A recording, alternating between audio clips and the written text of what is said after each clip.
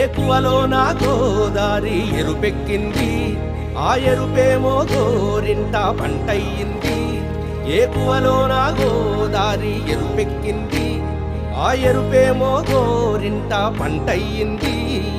పండిన చేతికెన్నో సిగ్గులొచ్చి ఆహా సిగ్గంత చీరగట్టింది.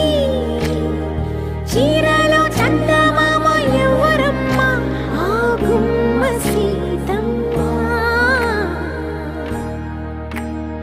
సీతమ్మ వాకిట్లో